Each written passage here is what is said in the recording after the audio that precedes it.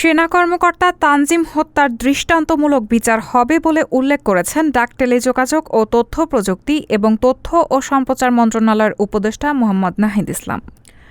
বৃহস্পতিবার ঢাকা সেনানিবাসে army multipurpose কমপ্লেক্সে নিহত লেফটেন্যান্ট তানজিম সারোয়ারের পরিবারের সদস্যদের সঙ্গে সাক্ষাৎ শেষে গণমাধ্যম কর্মীদের একথা বলেন তিনি। উপদেষ্টা বলেন, দুর্বৃত্তদের হামলায় তার এই অকাল মৃত্যু শুধু সেনাবাহিনীর জন্য নয়, দেশের জন্যও এক অপূরণীয় ক্ষতি।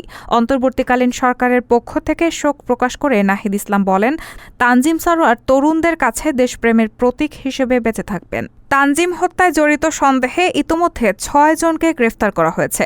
গ্রেফতার ব্যক্তিদের শাস্তি নিশ্চিত করতে আর কী পদক্ষেপ নেওয়া হচ্ছে, গণমাধ্যম কর্মীদের এমন প্রশ্নের জবাবে উপদেষ্টা বলেন, আমরা এই হত্যাকাণ্ডের কঠোরতম শাস্তি নিশ্চিত করব। পুরো বিষয়টি নিয়ে তদন্ত চলছে। এর সঙ্গে আরও কিছু আছে কিনা সেটি তদন্তের আগে বলা যাচ্ছে না।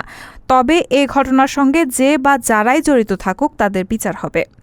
এ সময় নিহত লেফটেন্যান্ট তানজিম সারোয়ারের বাবা সারোয়ার জাহান দেলোয়ার, মামা, বোন ও ভাগ্নিসহ সেনাবাহিনীর ঊর্ধ্বতন কর্মকর্তারা উপস্থিত ছিলেন। উল্লেখ্য, গত ২৪ সেপ্টেম্বর কক্সবাজারের চকরিয়া উপজেলার ডুলহাজারা ইউনিয়নের পূর্ব মাইজপাড়া এলাকায় ডাকাতের ছুরিকাঘাতে সেনাবাহিনীর লেফটেন্যান্ট তানজিম সারোয়ার নিহত হন।